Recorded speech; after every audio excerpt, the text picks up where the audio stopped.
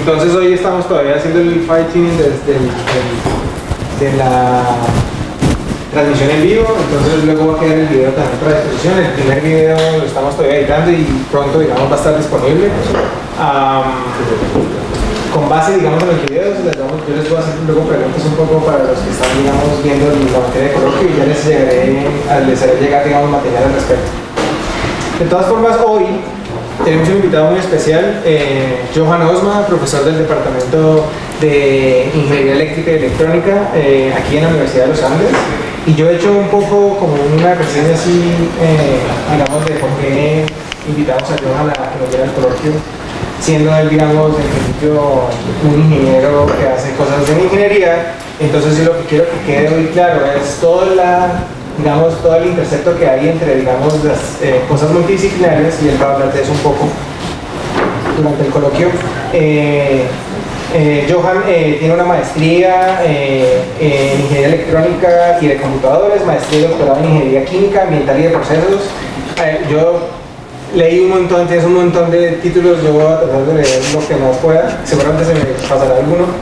Es un investigador senior en conciencias, luego les explico qué significa, pero es como el nivel más alto, digamos, ante conciencias de un investigador. Trabaja, digamos, en el grupo de microelectrónica, el CEMUA, donde, digamos, tiene un cuarto limpio, una sala limpia. Seguramente nos vas a contar un poco cómo funciona y cuál es el acceso, digamos, a estudiantes del departamento de física. Tu doctorado es de la Universidad de Rovira, no sé cómo se pronuncia eso, es catalán. Rovira y Virgili. Ok, entonces, ¿y aprendiste catalán un poco? No, era en inglés. Muy bien, el catalán no lo hablas, sino un poco. Listo, y bueno, un par de maestrías, el doctorado allá mismo, es egresado de la Universidad de los Andes, en Ingeniería también de Electrónica. Entonces, pues qué mejor que tú que nos cuentes un poco sobre todo eso, ya que conoces todo el ciclo completo. Tiene un montón de, digamos, de formación complementaria, cursos, digamos, en el MIT, otros cursos en el exterior, pues también en México. Entonces, pues, además, fuiste miembro un tiempo largo de, digamos, de esta red de nanotecnología, no sé si todavía eres el director. Secretario general. Sigue siendo el director general, bien. Entonces, si alguien tiene alguna pregunta sobre redes de nanotecnología, pues Johan es la persona en Colombia que, digamos, podría responder algunas de sus dudas en cuanto a qué hay y dónde hay y quién hace qué cosas exactamente. Entonces, con Johan tenemos un montón de proyectos en conjunto y, digamos, quise traer a Johan justamente para eso, para que les cuente un poco sobre qué cosas se pueden hacer dentro del departamento de física en colaboración con otros, digamos, unidades de la Universidad de los Andes. Johan, gracias por aceptar la invitación. Tienes 5 minutos. Vale, bueno, muchas gracias, Juan Gabriel, muchísimas gracias por la invitación. Soy Johan Osma. Mi segundo nombre nunca lo pongo, es Fachelo. ¿Listo? Johan Fachelo Osma, claramente soy colombiano. Mi segundo apellido es Cruz. ¿Listo? Tengo problemas con el español, así que me tengan paciencia.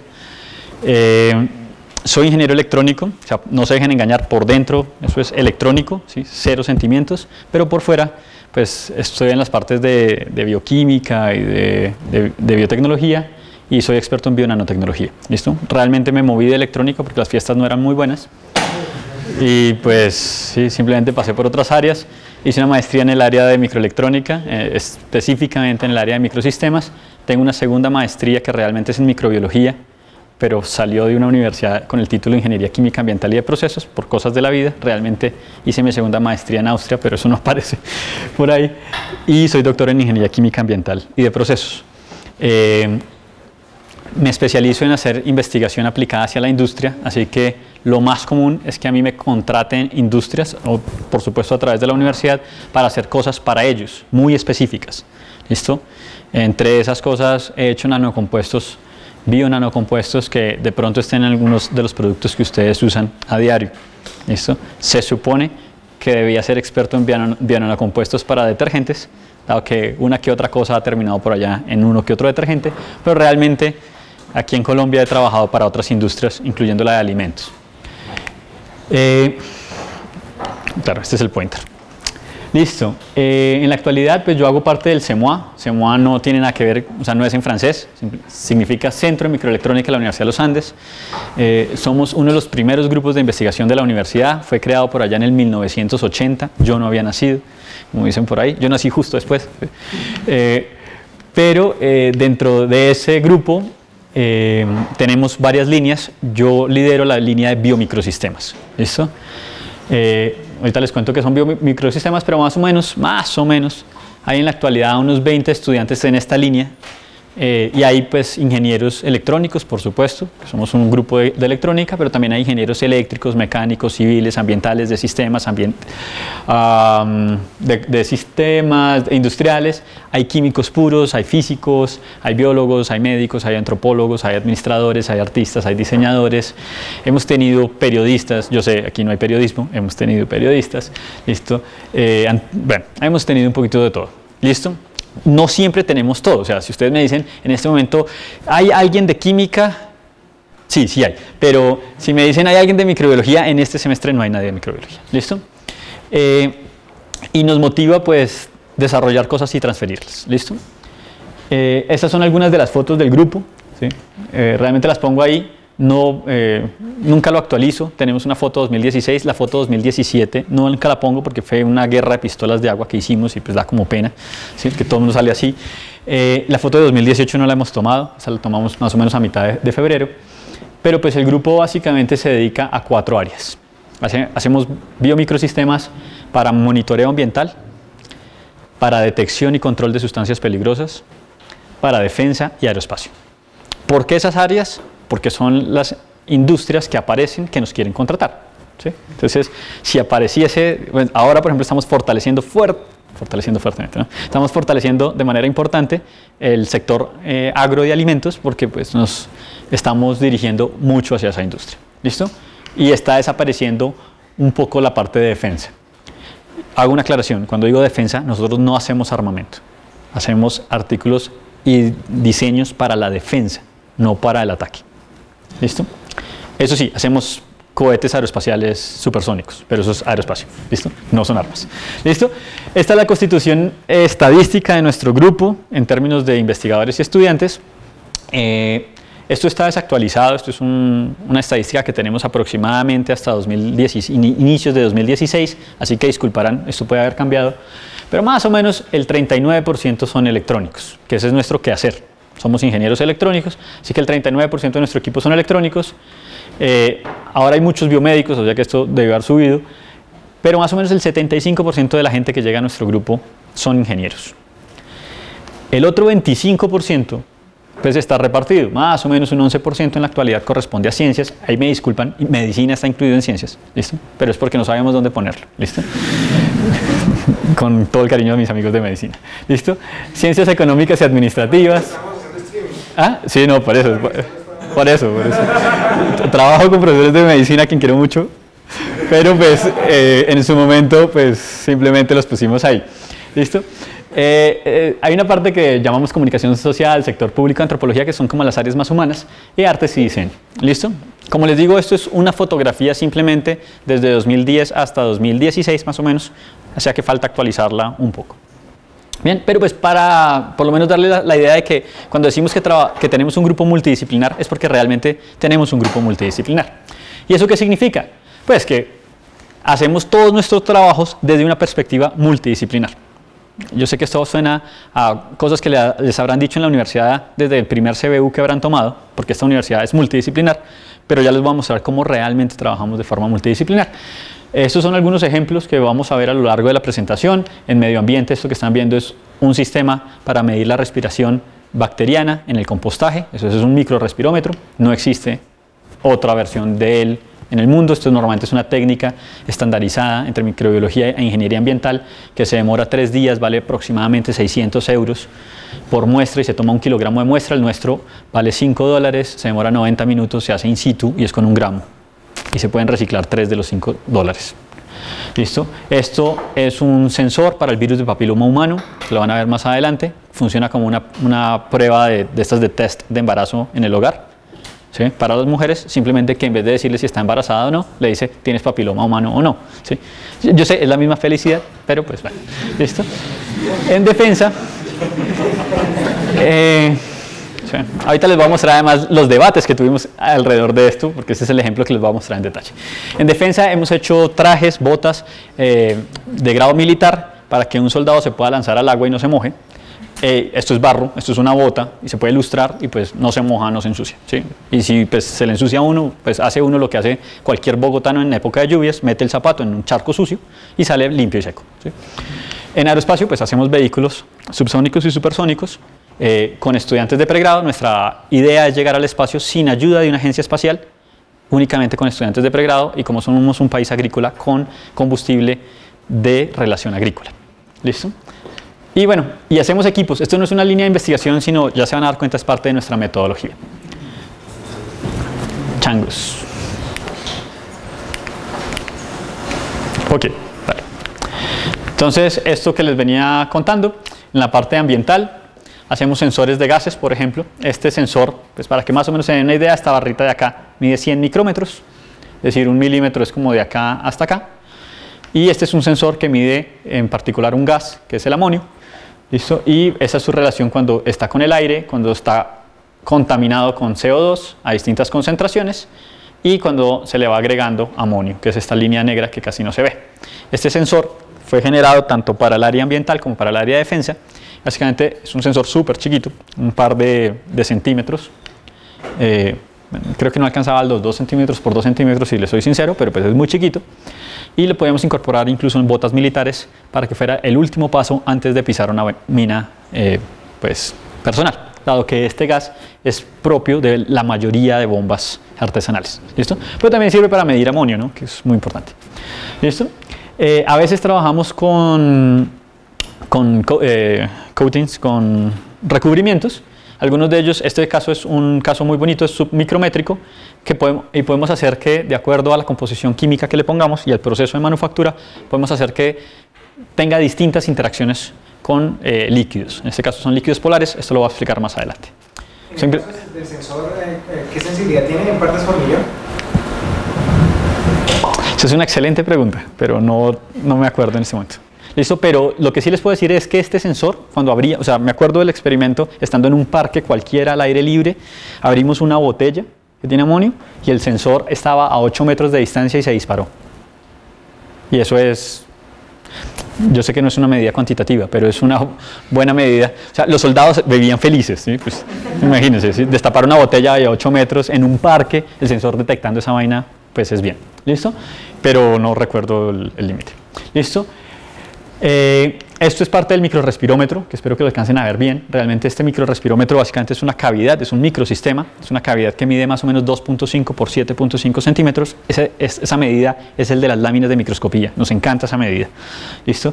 Y ahí uno puede poner 1 gramo de basura sólida. En este momento en Bogotá hay mucha, entonces pues, uno puede buscarla, pero es para compostaje. Y tiene 2 sensores de oxígeno que creamos nosotros. El diseño no lo inventamos nosotros, realmente lo sacamos de la literatura, lo modificamos para que pudiese servir en estas características. Es un sensor galvanométrico y lo que hace es medir la diferencia entre el oxígeno que está entrando y el oxígeno que está saliendo y podemos calcular la cantidad de oxígeno consumido. Por ende podemos saber cuántas bacterias vivas hay, eso se llama biomasa, y podemos determinar la madurez del compost.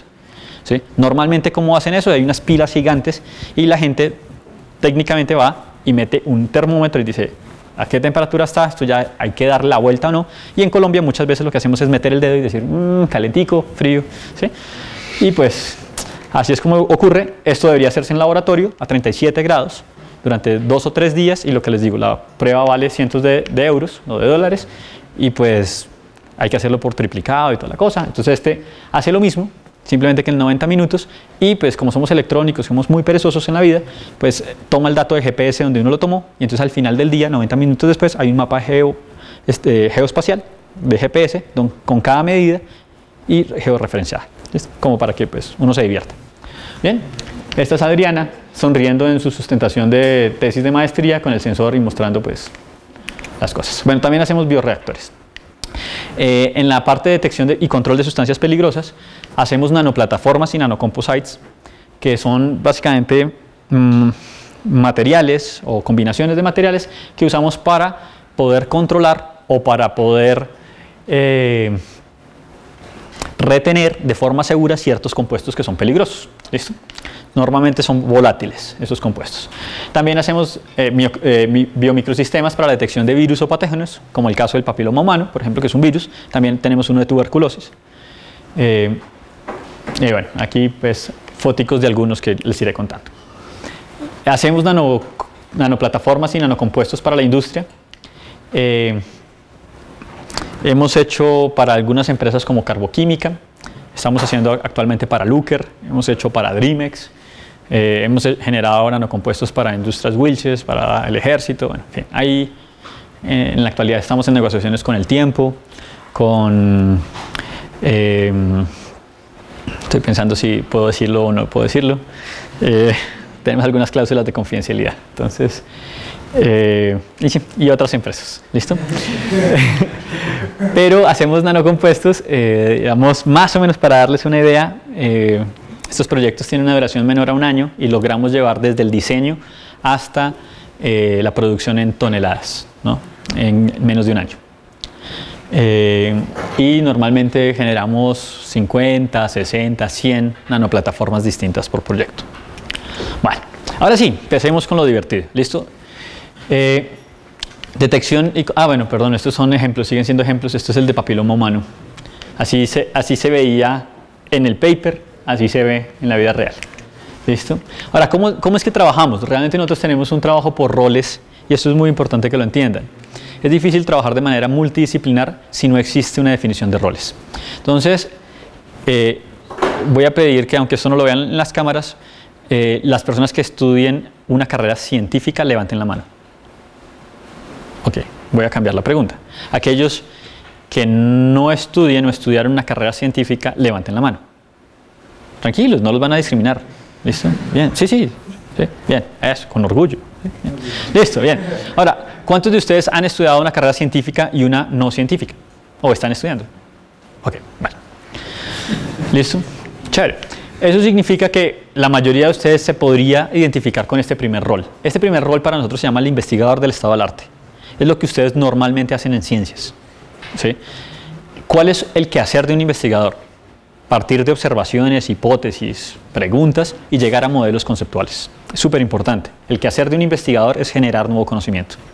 Pero para eso resulta que hay un alto porcentaje de fracaso. Y ese fracaso, no me malentiendan, no es malo.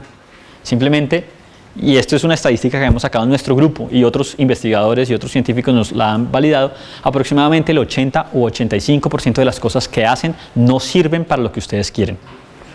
¿Listo? Y eso es duro, reconocerlo es duro. Es decir, el 85% de las veces lo que hago es un fracaso. ¿Sí? Eso no llores, no es decir, soy un fracasado, ¿no? Es simplemente que tenemos que tener en cuenta eso. Esa gente necesita una formación de largo tiempo y sus resultados y sus desarrollos van a tardar mucho tiempo. ¿Listo? Ahora, perdón, ¿te puedo usar de ejemplo? Vale, genial. Son todos... ¿Cómo te llamas? Catalina. Listo. Catalina le vamos a decir que se invente algo. Entonces le vamos a dar 2 tazas. Mira, ese termo de ahí y esta botellita de allá. ¿Se los pasas, por favor? Gracias. ¿Listo? Esas son nuestras 2 tazas, somos un grupo de investigación con unos recursos limitados y eso es importante que lo entiendan. Catalina, ¿no? Y le vamos a decir, Catalina, vas a inventarte un chocolate que cuando la gente se lo tome, llore, pero no porque esté caliente. ¿Listo? Tiene que llorar, lágrimas de verdad, ¿no? ¿Sí? Nada de picante, nada de eso. Yo quiero una reacción físico-química, biológica, lo que tú quieras, pero quiero ver lágrimas. ¿Listo? ¿Qué es lo primero que tú haces?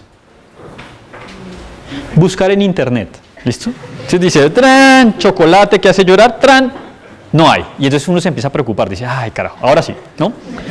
Entonces resulta que tenemos que darle recursos, porque Catalina pues solamente tiene esas 2 tazas y pues somos un grupo con muy escasos recursos. ¿Tiene celular? ¿Tiene cámara frontal? Sí. Genial. Entonces tu cámara frontal va a servir de espejo y yo no sé cómo pasamos comité de ética, pero vamos a probar en ti misma. Entonces tú vas a tomar chocolate todos los días y en el espejo ahí, con la cámara frontal, te miras a ver si salen lágrimas. ¿Listo? ¿Hasta ahí estamos? Recuerden, el 85% de las cosas que hace Catalina no sirven para lo que queremos. Después de eso está Rafael. Rafael es desarrollador de tecnología o de equipos. Su riesgo al fracaso es moderado, su tiempo de formación es moderado, es media, y su tiempo de desarrollo es más corto, es medio. ¿Listo? Catalina todos los días está haciendo chocolate. ¿Cómo quedan? Bueno, prepara el chocolate, se toma el chocolate, no lloró. ¿Sí? ¿Cómo quedan las tazas? Del chocolate que usé. Sí, pero ya te tomaste todo el chocolate. ¿Cómo quedaron las tazas? Sucias. ¿Qué tienes que hacer? Lavarlas. ¿Tu trabajo es lavar? No. ¿Cuál es el trabajo de ella? Tomar chocolate y ver si ya. Hacer chocolate, experimentar con chocolate. ¿Por qué estás lavando? Porque tu grupo no tiene recursos suficientes para que tú no los laves. Es así de simple. ¿Listo? Pero resulta que Rafael es desarrollador de equipos y tecnología. Su primera misión es mejorar el ritmo de trabajo y el ciclo de trabajo de los investigadores como Catalina. ¿Qué desarrolla usted? ¿Qué se le ocurre?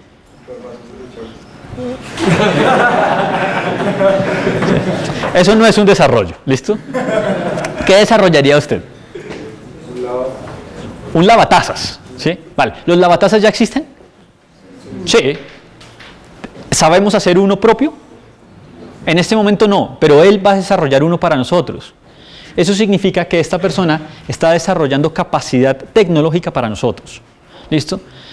El superhéroe de Catalina va a ser él, va a ser Rafael, porque Catalina está ansiosa de tener un lavador de tazas para poderse concentrar en hacer su chocolate. Resulta que él hace su primer prototipo, Catalina está súper feliz, va a lavar las tazas y dice, uy, qué maravilla, pero eso quiere decir que él desarrolló un prototipo y ya se está probando en un usuario. Pero ese usuario es quisquilloso. Y Catalina le dice, ay, pero ¿sabes qué? Yo, ¿será que puedo poner las tazas y me voy y esa cosa puede sonar cuando termine con eso, yo no tengo que estar pendiente? Entonces Rafael dice, sí, claro, venga, yo me devuelvo, hago otro ciclo y le pongo entonces la chicharra. Y después ella dice, ay, qué chévere, sí, chicharra, pero ¿sabes qué? Mira, es que yo tengo que verme en el celular y pues es que no lo logro, ¿me puedes hacer una base de celular? Sí, sí, claro. Y después le dice, ay, tan chévere, pues ¿sabes que se me descarga el celular? ¿Le puedes incorporar un cargador? Sí, claro, sí.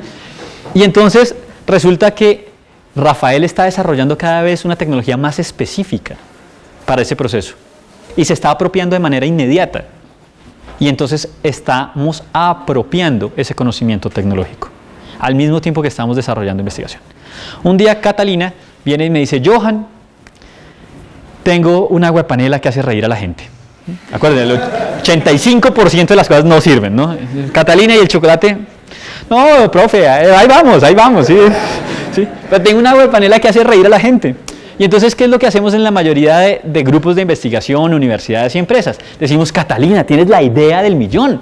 Ven, salte de eso, te hemos invertido un montón de esfuerzo, tiempo y conocimiento para que seas un chocolatero experto, pero te vamos a sacar de ahí para que hagas aguapanela. ¿Sí ven? Entonces, no, lo que hacemos es llamar a... Sí, a ti, listo. ¿Cómo te llamas? ¿Cómo? Alejandra, listo. Yo tengo problemas con los nombres, así que es posible que vuelva a preguntar. Alejandra, ¿cierto? Y Alejandra resulta que es de aplicaciones industriales y de mercado. El riesgo de falla ya es mínimo, su tiempo de formación es súper corto y sus desarrollos tienen que ser en tiempos más cortos. Resulta que para cuando... Ahí se me olvidó. Alejandra, que cuando Alejandra, ¿sí?, la llamamos es porque Catalina ya ha probado su invención. Es decir, ya sabe hacer esa aguapanela que hace reír, lo ha repetido y sabemos que es un invento. O sea, no es un golpe de suerte. Bueno, pudo haber sido un golpe de suerte en su momento, pero ya es un procedimiento estándar y ya lo hace usando parte de la tecnología que desarrolló Rafael. Entonces Alejandra tiene en nuestro grupo 15 días naturales, y estos tiempos son reales, para únicamente aprender a hacer esa aguapanela, no más. Ella no tiene por qué aprender a hacer el chocolate, ella no tiene por qué aprender a hacer la máquina, y tiene que transformar eso en algo más parecido a un producto que quiera la industria. Pero se puede valer también de las capacidades de nuestro equipo de desarrollo para ayudarlo. Y resulta que Alejandra en muy poco tiempo cambia esa aguapanela que hace reír a la gente por un dulce antidepresivo. ¿Listo? Es posible que le haya pedido a Rafael otro equipo para solidificar la aguapanela en dulcecitos. ¿Listo? Lo que sea.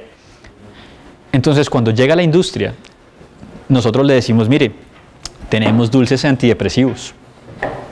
Dicen, uy, ¿y qué más tiene? Tengo la máquina que hace los dulces. Pucha, muy bien. ¿Y usted qué sabe hacer? Ah, no, es que nosotros somos expertos chocolateros. ¿Listo? Entonces, si se dan cuenta, estos son tiempos largos, medios y cortos, y es una forma de capitalizar los fracasos. Entonces, nuestros inventores están inventando todo el tiempo. Nuestros desarrolladores están desarrollando todo el tiempo. Y nuestra gente de aplicaciones industriales está transformando todo el tiempo. ¿Listo? Eso en un ejemplo real significa que nosotros primero leemos las necesidades de un usuario, lo transformamos, dado que esto es un grupo multidisciplinar, no solamente en roles, sino también en disciplinas, lo tenemos que transformar a un lenguaje común y volverlo un know-how, un conocimiento accesible por todos. Es decir, tenemos que bajar el lenguaje para que cualquier persona del grupo, sin importar su disciplina, sepa hacer las cosas. Y eso después lo devolvemos a los equipos de desarrollo, investigación y adaptación o transferencia. ¿Listo? Puntualmente hablando, para el sensor del virus de papiloma humano fue una detección, por supuesto. Dijimos, oiga, ¿sí?, hay que medir el virus de papiloma humano porque la población, no solamente en Colombia, sino en el mundo, ¿sí?, es muy probable que tenga el virus de papiloma humano, la cepa 16, es decir, que tiene una gran posibilidad de desarrollar cáncer de cuello uterino, o pueden ser portadores siendo hombres, ¿listo? Y no hay forma de medirlo porque el análisis vale mucho, porque la gente no se va a las clínicas, por lo que sea. Entonces desarrollamos una estrategia. Los investigadores iban a determinar cuál iba a ser la mejor manera de medir una interacción antígeno-anticuerpo. Para los que no saben de biología, pues es un virus y es el anticuerpo que se conjuga a él. Y cómo trasladar eso a una señal eléctrica. Entonces ellos tenían que hacer ¿qué? Pues el diseño, esto es un biosensor, tenían que estudiar el tipo de moléculas, el tipo de anticuerpo, la inmovilización, las proporciones, cómo se hace esa traducción de señal y qué tan reproducible es eso. Mientras que al mismo tiempo el equipo de desarrollo está desarrollando el microsistema, es decir, el case, cómo se va a medir, o sea, esto es qué se mide, aquí cómo se mide, cuáles son los equipos que se necesitan para medir esto y mejorando la reproducibilidad del microsistema, no del biosensor. Entonces, esta es una plataforma de 98 biosensores. ¿Qué ocurrió? Pues llegamos a un punto en donde ya pasa a la parte de aplicaciones industriales. ¿Eso qué significa? Que llegamos rápidamente a pruebas clínicas, en una clínica asociada a la clínica de la mujer, donde con 40 pacientes, o las muestras de 40 pacientes, medimos la efectividad de nuestro método comparado con métodos estándares. Por fortuna para nosotros hubo un 100% de coincidencia entre nuestro método y los dos métodos estándares con los que nos comprobamos. No significa que tengamos un 100% garantizado, significa que de 40 muestras nos dieron 40. La muestra es muy pequeña para afirmar algo más. ¿Listo? Y eso lo publicamos. Como cualquier persona en la academia decide publicar en algún punto, y nos fuimos muy felices porque publicamos algo maravilloso, y entre esa publicación esta gente de aplicaciones industriales se comparó con la industria. ¿Cuánto cuesta nuestro sensor? $2 contra cuánto cuesta un sensor en la industria. Pero tienen que hacer un análisis multivariable a nivel de costos, a nivel de replicabilidad, etc. Y entonces ya teníamos todas estas cosas hechas, la producción de paquetes, bueno, de empaques, disminución de costos, todo eso. Y cuando nos fuimos a este usuario, el usuario nos dijo, oiga, súper lindo, su sensor funciona 40 de 40, pero es un fastidio. No me gusta. Entonces, pues, no me gusta, no sirve. Porque resulta que en una lámina de microscopía cabían 98 muestras. Como un plato de lisa, pero chiquitico. Y entonces, las personas que hacían la prueba, pues verán, ¿sí?, seguramente miopía de más de 2, ¿listo? Decía, mire, si me equivoco, me estoy gastando $200. Yo le tengo miedo a esa laminita. Significa que salen unas nuevas necesidades de usuario. Esas nuevas necesidades de usuario se entienden, se despliegan, vuelve a la gente de aplicaciones industriales, y la gente de aplicaciones industriales decide que no son 98 sensores, sino que tienen que ser menos, por ahí unos 3. Y le pide a la gente de desarrollo que haga un acople entre ese sensor y mejore la practicidad para el usuario, la interfaz para el usuario. Y esta gente termina entonces desarrollando un nuevo sistema que se acopla por Bluetooth al celular, que es este. Entonces, como finalmente terminó siendo, fue un dispositivo para el hogar. Y ahora sabemos que dos mujeres en la misma casa no compartirían el dispositivo a menos que sean hermanas más o menos de la misma edad. De resto, no hay manera. ¿Listo? Porque estudiamos eso. Pero, y hubo discusiones como, bueno, llega el celular ¿y qué hacemos? O sea, llega la información vía Bluetooth al celular ¿y qué hacemos? ¿Compartir en Facebook, Instagram, Tinder? No sé, ¿sí?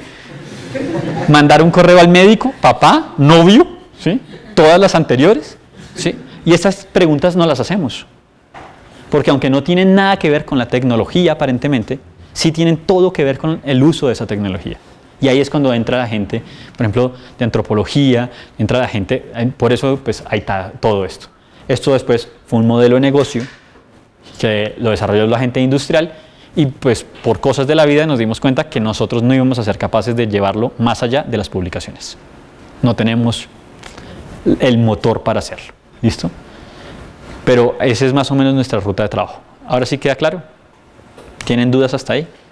¿El proceso ¿hiciste una patente de eso antes de publicarlo? O? No, ok. Tengan en cuenta que mi modelo es, nosotros hacemos obras por encargo a la industria. Cuando uno hace una obra por encargo, es como cuando uno es el pintor y le dicen, hágame un cuadro de un árbol, y uno va y hace el cuadro del árbol. Yo lo firmo, o sea, yo soy el autor moral, pero el dueño del cuadro es la empresa que paga. Y esa empresa normalmente dice, usted no puede publicar, no puede hacer nada con eso. Simplemente usted lo marcó, la autoría moral es suya. Los derechos patrimoniales y titularidad son de ellos. Es decir que, y eso corresponde por ahí al 60% de lo que hace mi grupo, mi línea de investigación realmente, no mi grupo, mi línea de investigación. Usualmente te piden que no patentes entonces, pero ellos tampoco lo patentan. Si ellos quieren lo patentan y si no, no. ¿Y ustedes van dentro de la patente? Como autores morales, sí. Eso, la autoría moral es irrenunciable. O sea, en la hoja de vida, si ellos patentan, la patente dice autores Johan Osma. Pero si ellos no quieren patentar, pues ni modo. ¿Le dan un porcentaje de la universidad? No, lo cobramos de entrada. ¿Sí? Esto se llama obra por encargo. ¿Sí? Nosotros pintamos el cuadro y le decimos, esto vale 100 pesos. Bien. Eso quiere decir que más o menos el 60% de las cosas que hacemos no las vamos a publicar nunca. Con el otro 40% sobrevivimos académicamente. ¿Listo? Entonces hay cosas que decidimos que definitivamente se van a publicación. ¿Sí? ¿Sí? Entonces si uno dice, mira, publiqué, sí, alguien me citó, sí, mi mamá. ¿Sí? Sí. ¿Listo? Entonces eso es lo que ocurre. ¿Listo? Bueno, entonces eso quiere decir que gran parte de lo que nosotros hacemos nunca se los voy a poder mostrar, o por lo menos no entre los próximos años. ¿Listo? Nuestras cláusulas de confidencialidad normalmente se mueven de 3 a 5 años por proyecto. ¿Listo? Entonces, pues yo sé que hay una que se vence el 1 de febrero de 2021. Sí, yo me estoy preguntando qué va a hacer en 2021, por ejemplo, ¿sí? Pero bueno, ¿qué hace entonces un investigador del estado del arte? Mantiene la innovación en un grupo. Innovación, nuevas maneras de hacer. ¿Qué hacen los desarrolladores? Estandarizan nuestras técnicas de medición y van mejorando nuestra infraestructura permanentemente. Nosotros siempre tenemos equipos nuevos. Lo que pasa es que los hacemos nosotros. Eso no quiere decir que no compremos equipos. ¿Listo? Muchas veces compramos equipos solamente para hacer otro equipo parecido al que compramos. ¿Sí? Eso es parte de nuestra estrategia. Y para aprender, ¿sí? Y a veces, pues, uno que otro destornillador, uno va, mira y dice, ¡ay, qué chévere! Sí, va, vuelve y arma. Y estas personas son los que más o menos producen nuestros productos. Digo más o menos producen nuestros productos porque hay muchos tipos de productos. Los artículos son algunos de ellos, ¿no?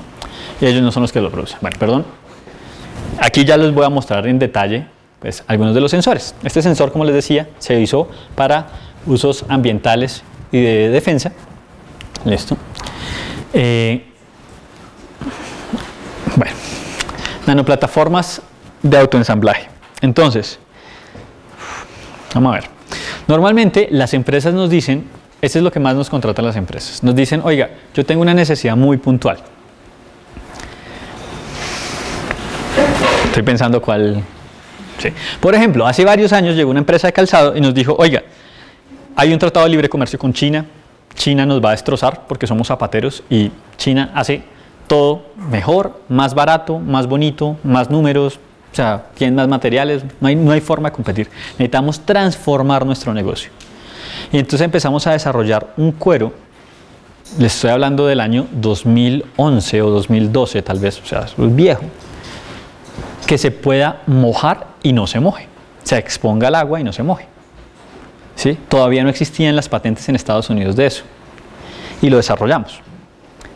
¿Listo? ¿Qué puede llegar a pasar? Y por eso es que trabajamos en obras por encargo. Normalmente cuando una empresa nos dice cuánto vale esto y le decimos 100 pesos, la empresa dice listo, tome sus 100 pesos y eso es mío. Pero hay veces, han sido contados, pero ha ocurrido que la empresa nos dice, hagamos un pacto entre las dos partes. Usted pone una parte, yo pongo la otra. Y este fue un caso. Y ellos pusieron 50 pesos y nosotros otros 50. Cuando se desarrolló esa tecnología, al cabo de 4 meses de desarrollo, esa tecnología no costaba 100 pesos, costaba 1.200. Entonces la empresa dijo, uy, venga, yo lo quiero explotar. Tome sus 50 pesos. Y entonces ahí es cuando uno dice, no, lo siento, es que verá, si su mitad vale 600 y ahora mi mitad vale 600. Y se vuelve complejo. ¿Listo?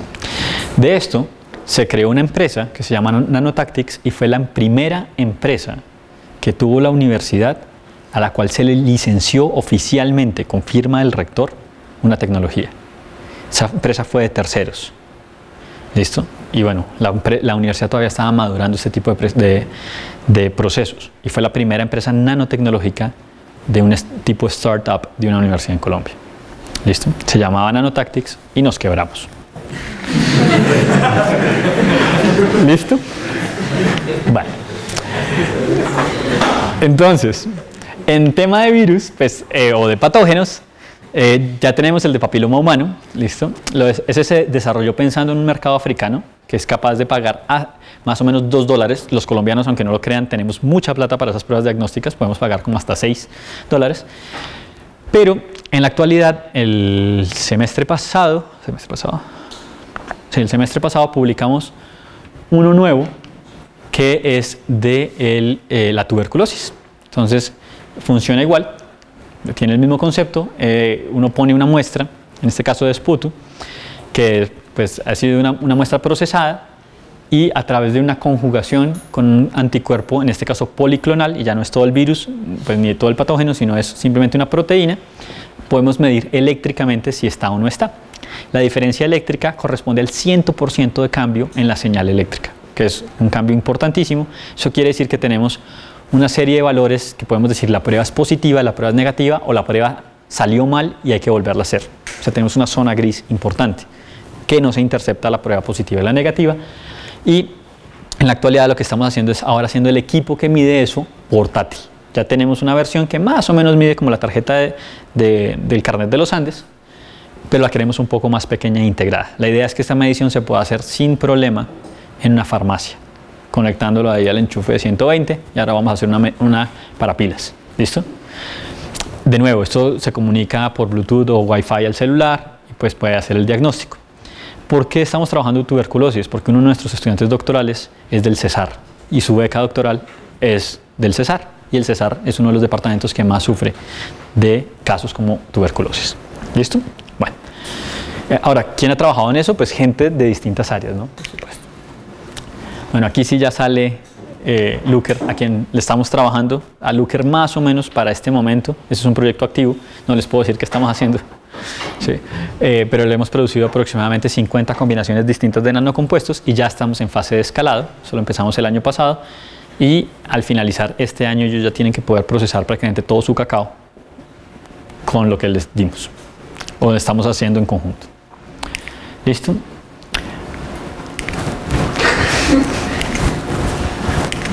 Listo. Bueno, perdón, me estoy saltando algunas porque se vuelve aburrido. ¿Listo? Este es muy bonito, este es de defensa. Este lo vieron a color antes en las fotos. A ver si estaba en esta, aquí está. ¿Listo? Y es para detectar cosas peligrosas en el agua. ¿Listo? Fíjense que estábamos hablando de detección primero de virus o de patógenos, eso quiere decir en la sangre o en fluidos corporales, en alimentos, pero ahora estamos hablando de agua. Y resulta que pues, hay muchas cosas para medir en el agua. Este sensor en particular, y quiero que se den cuenta, estos son unos caimanes chiquitos, ¿listo? Entonces esta cosita mide como 1 pulgada de acá a acá. Estos son tubitos, esto tiene un microsistema fluídico acá, una variación acá, entrada 1, entrada 2, salida, medición eléctrica y medición eléctrica. Este sistema es este que están viendo acá. Como les decía, mide aproximadamente 2.25 centímetros, ya casi 1 pulgada. Tiene 7 milímetros de ancho y tiene una altura total de 2.5 milímetros. O sea, es grande. ¿Listo? Es grande. Tengan en cuenta que nosotros trabajamos en una escala pequeña. ¿Listo? Está hecho principalmente en vidrio. Tiene una capa de un polímero que se llama PDMS, que es una especie de silicona un poquito más cara. y tiene unos tubitos de entrada y unos de salida. En este sí le puedo decir más o menos cuánto es, no, cuánto es el límite de detección, estaba en el rango de cientos de nanomolar. ¿Listo? Y lo que ocurre es que tiene un canal principal donde uno pone agua limpia, ¿sí? Puede poner una gotica, cuando digo una gotica realmente es menos de una gota, pero bueno, de la sustancia que uno quiere medir, y esta vaina le dice cuánto fenol tiene el agua. Y lo hace con una relación bastante lineal, si se dan cuenta tiene un R cuadrado de 0.993, que es razonable. En términos de concentración, la silgandacina es una molécula modelo, también está medido con ABTS y con fenol, ¿listo? Y lo que ocurre es que tiene 3 electrodos de oro y en el centro, o sea, tiene 3, o sea, son como 3 caminitos eléctricos, cada uno con una bolita, con un circulito, y el del centro tienes un circulito de oro en el cual se inmovilizó de forma selectiva una molécula, específicamente una enzima oxidorreductasa que se llama la lacasa, que es capaz de oxidar los fenoles y robarles un electrón, por supuesto, y al robarles un electrón hacemos una medida electroquímica y podemos determinar esto. ¿Listo? O sea, esto es un... ¿Eso es impedancia? ¿Lo haces con un impedacímetro o cómo no? No, este se hace por voltametría cíclica. La voltametría cíclica es una técnica que viene más de la química que de la electrónica, en donde uno toma una señal triangular de voltaje, que es cíclica, pues es periódica, ¿sí? Voy a traducir a los dos mundos, al de la electrónica y física y al de la química, y van midiendo corriente. ¿Listo? Para nosotros sería una señal triangular de voltaje y una señal parecida a una señal triangular de corriente, con ciertos picos, en ciertos momentos, pero ellos lo representan realmente como una gráfica cíclica en donde el potencial menor está acá, el potencial mayor está acá, entonces esto va y vuelve, y la corriente medida está acá, entonces se ve como una especie de patico de bucle. El pico de arriba corresponde a un proceso de oxidación y el pico de abajo a una reducción. Lo que estamos viendo acá es el pico de oxidación a un voltaje específico. ¿Listo? Esto pues funciona bastante rápido, si no estoy mal. Tenía un tiempo de procesamiento de 20 milisegundos, necesitaba algo así como 40 microlitros de muestra total, funciona en continuo, semicontinuo, en batch, semi-batch o continuo, es decir, uno puede meter el líquido y dejarlo quieto, lo puede meter, dejarlo quieto un ratico y seguir, o lo puede dejar fluir continuamente, y en los 3 modos funciona. Como está hecho de vidrio, es autoclavable, entonces se puede esterilizar, es reutilizable y básicamente sirve para que uno le diga a la gente no se tome eso porque le va a dar diarrea.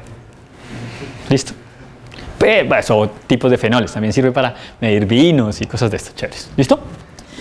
Bien, a esto lo llamamos un biomicrosistema. ¿Por qué? Porque tiene un microsistema fluídico, o sea, tiene un sistema de acueducto, por así decirlo, donde dirigimos los fluidos de la manera que queremos, con los tiempos que queremos, y tenemos unos sensores que tienen biomoléculas que permiten que ese sensor tenga una altísima selectividad, es decir, que solo responda a ciertas moléculas y no a otras.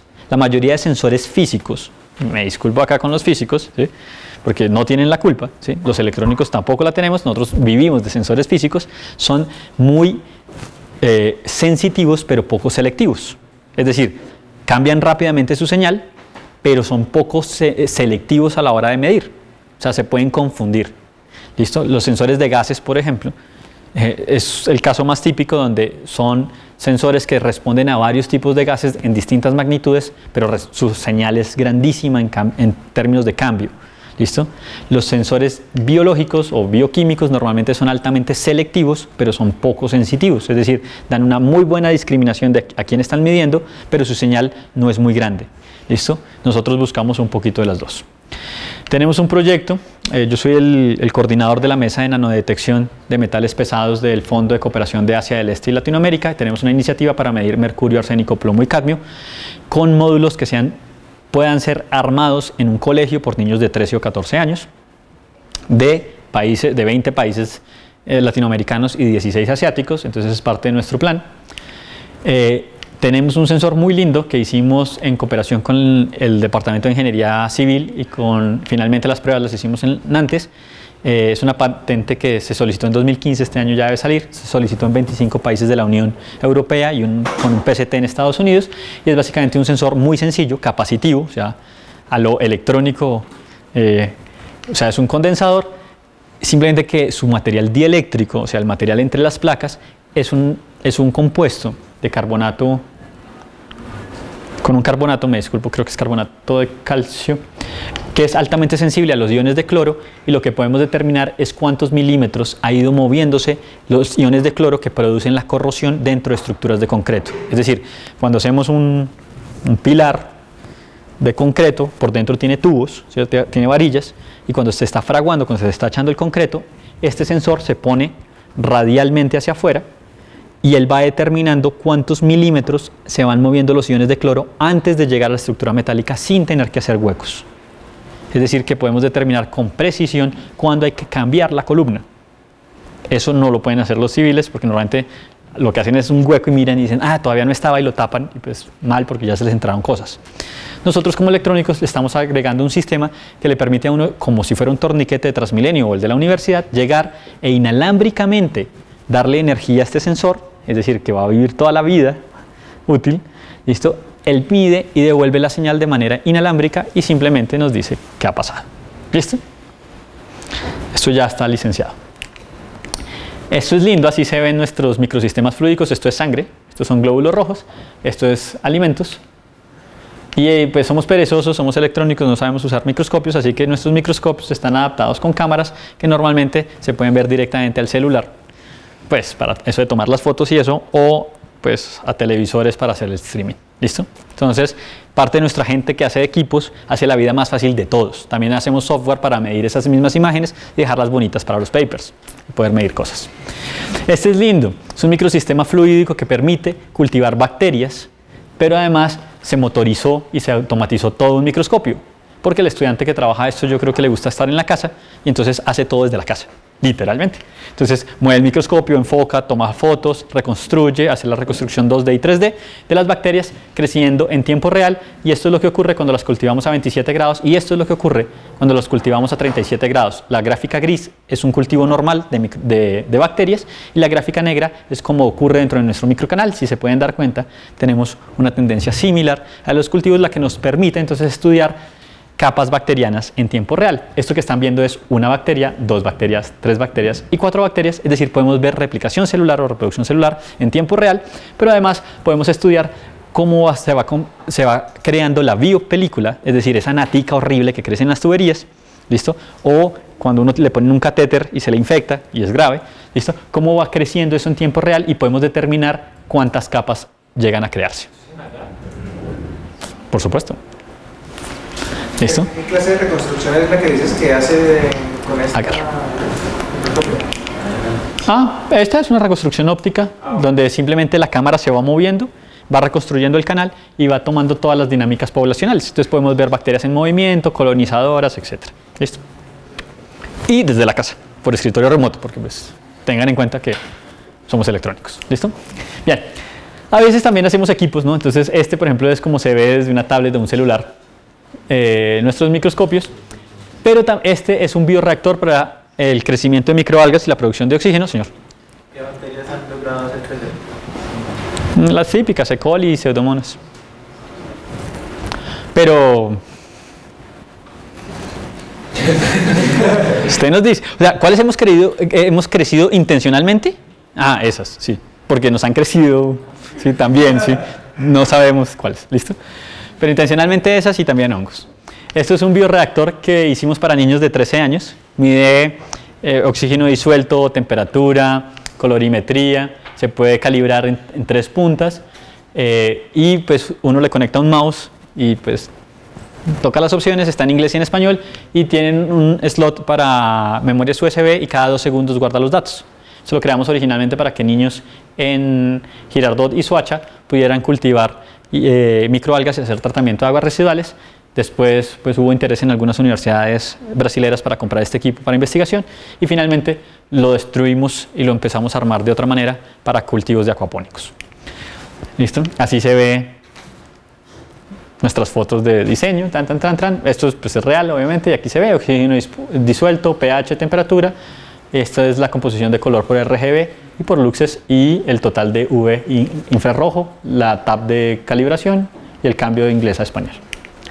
Bueno, A veces nos aburrimos y miramos los equipos que tenemos, digamos, como en deuda en nuestro propio laboratorio, y teníamos un prototipador de imagen rápido de resolución de 5 micrómetros y dijimos, bueno, pues cambiemos la vaina, hagamos una impresión 3D, ya no 2D sino 3D. Empezamos a trabajar en impresión 3D y decidimos pues empezar a modificar esa impresión por luz, no por extrusión, o sea, no por cablecito que se derrite, sino por luz y polimerización.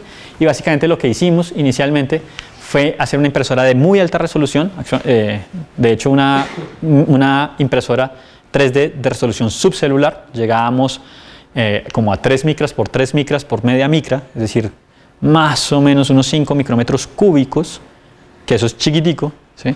Como 300 veces mejor resolución que las comerciales, pero nos dimos cuenta que la impresión se estaba adhiriendo a la plataforma y nos estaba dañando los defectos de alta resolución. Así que decidimos crear una interfaz líquido-líquido, como una especie de teflón líquido, que nos permitiera no adherir a la superficie, pero que la luz pasara, y eso hizo que ya no tuviéramos que hacerlo por capas, o sea, como una capa, después otra capa, sino que lo pudiéramos hacer en continuo, como si fuera una película. Entonces se va generando y empezamos a poder construir estructuras que no se podían construir porque se caían antes. ¿Listo? Y bueno, logramos mejorar la calidad de la impresión 3D, mejorar la velocidad de impresión, y por ende pues ya no existe el capa por capa, sino es continuo. Y pues llegamos a tener menos limitantes de esto, y pues estas son las 3 jarras de mi escritorio. Sí, soy fan de Spider-Man, sí, por si acaso, dicto una materia que se llama tecnología de Iron Man, no tiene nada que ver con eso, ¿listo? Pero esta es una, esta es otra, y esta es la otra, que es linda, es taza también, o sea, se puede llenar, y esta es una Torre Eiffel, que si pusiéramos una moneda de 200 pesos más o menos sería la base. ¿Listo? Y se pueden ver que está hecha por vigas. ¿Listo? Esta es otra, y esta es una moneda de 200 pesos. Y esta es un acto de fe, pero esta es la aguja de pues, una jeringa de estas de sacarse sangre. Esta es chiquita, es una aguja chiquita. Y aquí se alcanzan a ver las vigas de las paticas. Entonces imprimo chiquito. ¿Por qué? Pues porque sí. Sí, porque sí. ¿Listo? Esto es como un panal de abejas, en donde en cada hexágono cabe una sola célula. ¿Listo? Está incompleto porque si lo cerramos pues no lo podemos ver. ¿Listo? Pero eso no es lo interesante. Lo interesante fue qué hicimos con eso. Pues ya habíamos impresión en continuo, ¿sí? Y entonces decidimos mirar el polímero de impresión. Eso era PEGDA. Ah, bueno, aquí está. ¿Sí? Está la impresora. Esto no es la llave, sino esto es una USB con el archivo, ¿no? Aquí están los botones de uso. ¿Listo? Bueno, esta patente no la concedieron al teflón ese. ¿Listo? Bueno, entonces decimos, oiga, ¿qué pasa si cambiamos un poquito las propiedades del material de impresión? O sea, ya sabemos imprimir chiquito, sabemos imprimir en continuo. ¿Qué pasa si modificamos la estructura de lo que estamos haciendo? Y lo que hicimos fue, estábamos usando PEGDA, polietilenglicol diacrilato, y decidimos generar una variación realmente. Si se dan cuenta, la composición es la misma, es decir, 98, 2 gramos, todo es lo mismo, pero decidimos que a nivel de tamaño de cadena íbamos a variarlo más o menos a la mitad. Y lo que conseguimos es que con la de 250, cuando le ponemos un líquido polar y hacemos una lámina, no pasa nada. Pero cuando ponemos la de 575 y le ponemos agua o un líquido polar, hay una reacción violenta donde esa misma membrana se dobla hasta tirar el agua que tiene y después se relaja y vuelve a su posición. Los dos materiales son imprimibles y se pueden mezclar durante la impresión. ¿Listo? Lo que básicamente estudiamos fue la polaridad de la solución, la afinidad con el agua, bueno, etcétera, etcétera, y descubrimos que con todas las sustancias que más o menos eran polares, en un momento dipolar suficiente, más de uno, pues había una diferencia en la reacción. O sea, estos se movían, físicamente se movían, generábamos un movimiento muy chévere, ¿listo? Y se deshacía el agua, y en este pues no, porque no era polar, o sea, no pasaba nada. Ahora uno dice, pero eso ¿para qué me sirve en la vida? No tengo ni idea, ¿sí?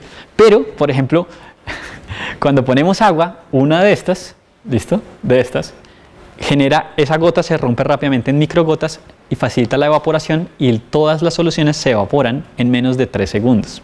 No sabemos para qué sirve. Pero si imprimiéramos un capuchón de una flor, no es que lo hayamos hecho, ¿sí? Para exportación, y la base fuese de la solución A, la que no se mueve, y el extremo externo que cubre la flor fuera la solución B y lo metiéramos en un container para exportación, cuando el container prende su humidificador, la capucha se abre y la humedad entra hasta el fondo.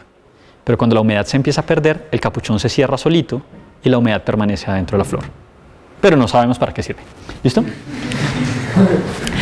También cambiamos uno de los polímeros y nos dimos cuenta que podíamos variar la absorción en UV, pero podíamos lograr también transmitancias en el rango visible supremamente altas. Si se dan cuenta, pues prácticamente invisibles al ojo humano, de más del 98%. ¿Listo?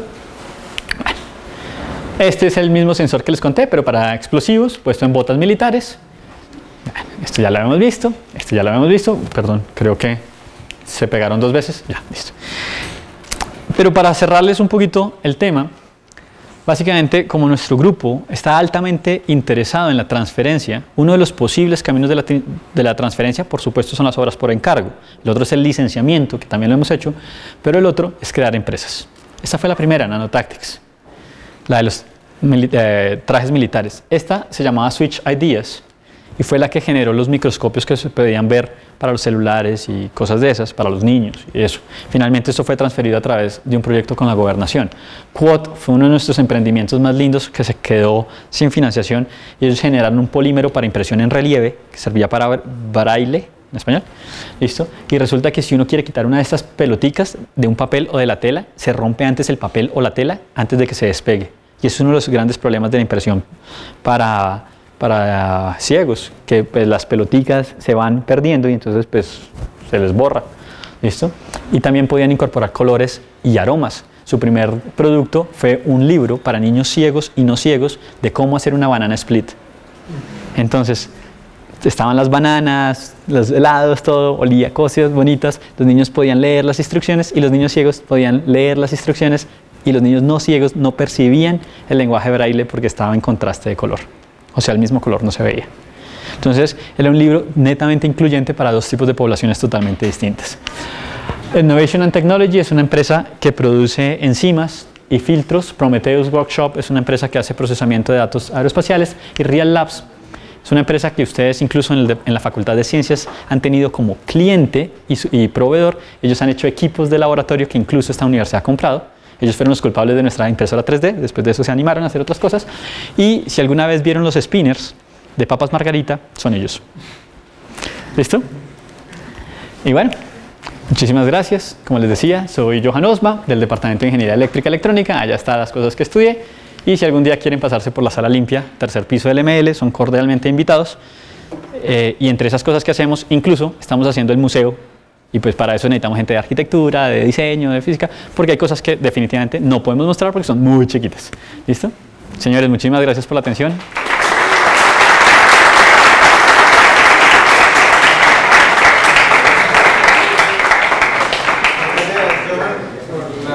Charla, preguntas de estudiantes. En el caso de trabajo de proyección, en el caso de defensa, ¿puede facultad? Depende. La pregunta es muy importante. El último trabajo que hicimos con el ejército, por ejemplo, fue una cosa que se llama un sandbox, una caja de arena. Ellos lo que hacen es cogen como una arena chiquita, una arenera, y hacen como el terreno donde van a hacer una operación militar y empiezan a poner cositas, ¿no? Entonces dicen, y entonces llega la unidad tal y no sé qué.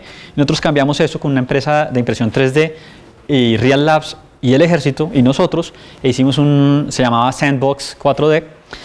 Y era básicamente una impresión ya 3D de alta definición del relieve con una proyección superior que se controlaba desde el celular. Entonces usted iba pintando la misión y iba apareciendo en tiempo real.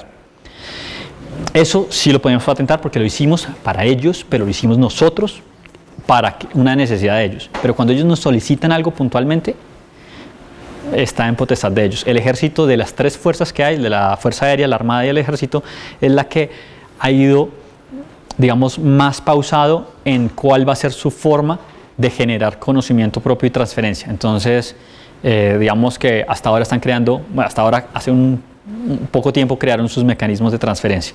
Entonces era más ambigua la cosa, pero ahorita ya se saben las reglas. ¿Listo? ¿Más preguntas? Bueno, aparte, digamos, desde sensado, ¿puedes hablar un poco sobre el mecanismo, por ejemplo, exactamente cómo, claro, al menos de papiloma, tuberculosis. ¿cuál es digamos, el funcionamiento, Bueno. al principio, digamos?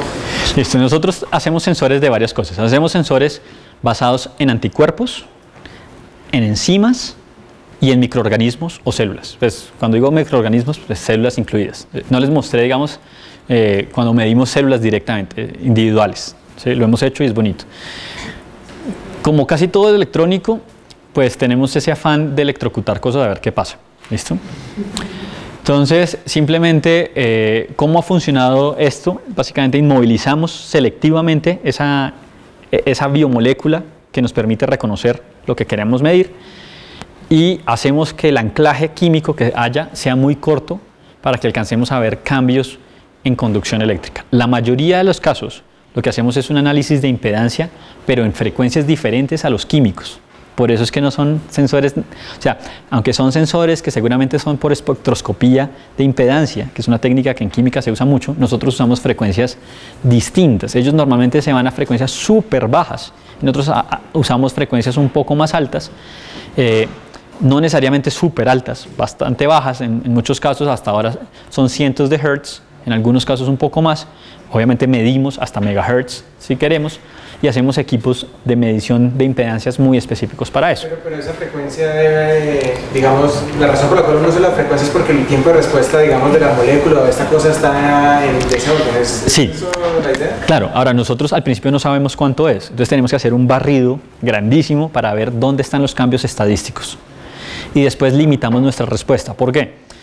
Perfectamente podríamos decir, no, pues cogemos cualquier banda de kilohertz, de megahertz, pero realmente si uno piensa en masificar esto y disminuirlo en tamaño, entre mayor sea la frecuencia, mayor es el costo de hacerlo. Entonces tratamos de buscar el rango más bajo con alta reproducibilidad que nos permita hacer equipos integrados, pero a su vez que haya una diferencia. Normalmente no lo hacemos por diferencia de fase, sino de magnitud. ¿Sí? Es muy raro que hagamos mediciones por diferencia de fase. Lo podríamos hacer, por supuesto, pero casi todos los resultados que tenemos han demostrado que las diferencias en magnitud son suficientes y los medidores de impedancia de magnitud de impedancia son más fáciles de hacer que los de fase. ¿Listo? No es el caso siempre. Por ejemplo, para medición de células individuales tenemos que subir mucho más la frecuencia, pero el proceso ocurre durante un tiempo más largo, es decir, hay que medir durante más tiempo. Estos procesos son relativamente rápidos, pero necesitan un tiempo de incubación, es decir, un tiempo en el que el antígeno se pega al anticuerpo o lo que sea, se estabiliza la reacción y ahí sí medimos. Es un bloqueo básicamente de impedancia. ¿Listo? Bueno, señores.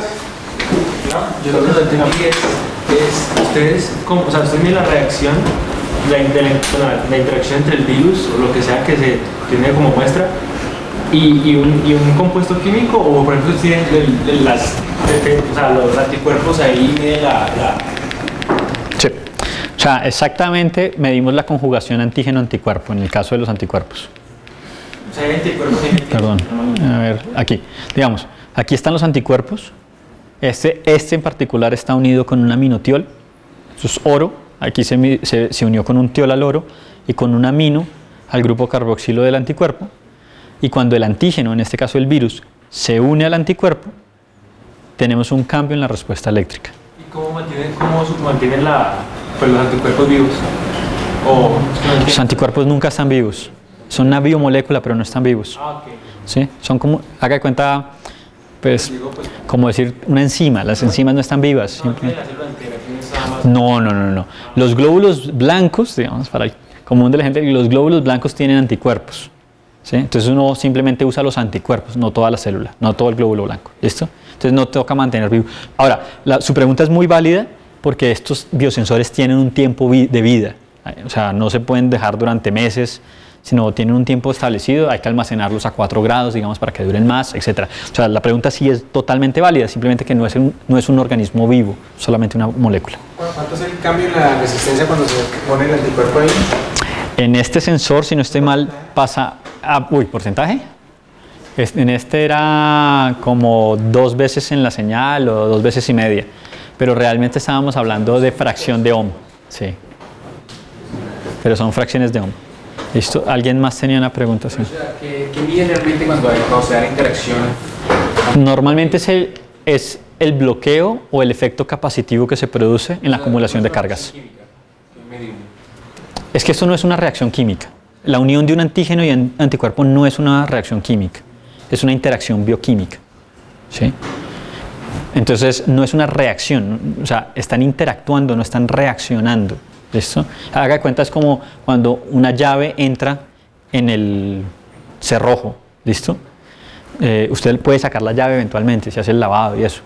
Lo que estamos mirando es cuál es el cambio en las características eléctricas de conducción de este punto a este punto debido a la presencia de un virus. O sea, cuando entra esos días se encuentra que hay un corto, si lo quieres ver así más o menos, y ellos miden cuando está la cosa en corto.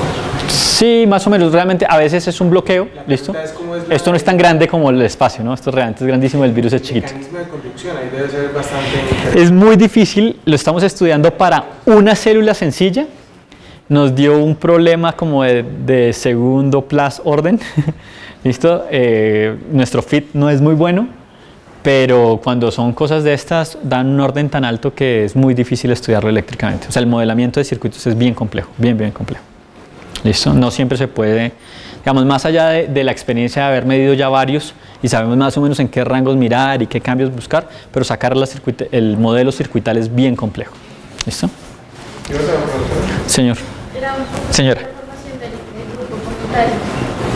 ¿Cómo es el proceso para asignar los roles dentro de Esa es una muy buena pregunta. Bueno, resulta que al contrario de casi lo que ocurre en todos los grupos, la gente no llega a un proyecto.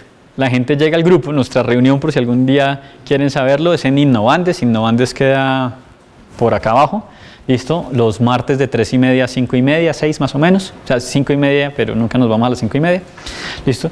Y básicamente las personas hacen... El primer paso es llegar y reconocer digamos, qué tipo de camino quiere seguir. ¿Cómo lo hacen? Normalmente es algo que uno ya más o menos sabe qué le gusta y qué no le gusta. Uno dice, yo me aguantaría repetir muchas veces mis experimentos y soy altamente tolerante al fracaso, o no, yo soy más habilidoso armando cosas, o yo definitivamente quiero recoger invenciones y desarrollos y transformar. Después de eso empieza la fase de entrenamiento. Cuando yo les decía que ponemos el know-how en un mismo lenguaje común, es porque ¿tú qué estudias? Física y economía, perfecto. Entonces es muy probable que tú como estudiante de física y economía tengas que hacer el protocolo de cómo hacer una aplicación de realidad aumentada en el celular, porque tu formación claramente no es para eso. Entonces significa que alguien ya lo sabe hacer y tú te vas a sentar con esa persona a entrenarte en eso y tú escribes las instrucciones y esa persona te está, digamos, revisando continuamente el protocolo. ¿Por qué lo hacemos así? Porque tu lenguaje técnico para ese tema tienes que bajarlo a base para que tú misma lo entiendas. Eso quiere decir que queda para base para todo el mundo. ¿Listo? Y después de que te hemos entrenado, tú decides a qué proyecto te quieres vincular. Ese es como el paso a paso. Eso ocurre rápido, ¿no? O sea, normalmente una persona entra, a los 8 días ya tiene que haber cumplido ciertos entrenamientos, etc. Pero pues el proceso es más o menos así. ¿Listo? Señor. La última pregunta. ¿Ustedes han pensado en algún futuro si van a ser, digamos, un prototipo para detectar virus como enfermedades venéreas? El VPH es una enfermedad venérea. Digamos, como real. Ok. Ok. La pregunta es amplia, muy difícil de contestar. Ya trabajamos con enfermedades de transmisión sexual. El VPH, el virus de papiloma humano, es una de ellas. Es una de las que menos atención le han puesto. ¿Listo? Y precisamente por eso trabajamos en eso. Porque es muy probable que en otras economías este tipo de temas no son rentables para la industria, por ende no hay desarrollos, no hay muchos desarrollos ahí. Por eso también tuberculosis es un problema tropical, digamos. ¿Listo? Bueno, ahora que la tierra se está calentando, de pronto algunos países europeos empiezan a sufrir de eso, pero en general son cosas tropicales. El cáncer, de nuevo, VPH es posiblemente una de las causas del cáncer de cuello uterino. Entonces, pues indirectamente sí hemos estado trabajando en eso. Pero hay muchos tipos de cáncer. Es decir, no todos tienen la misma causa. Entonces, pero pues hemos tratado sobre todo los temas que son más sensibles para nuestras regiones. ¿Listo? Bueno, yo creo que con eso tenemos un aplauso otra vez a Johan. Muchas gracias.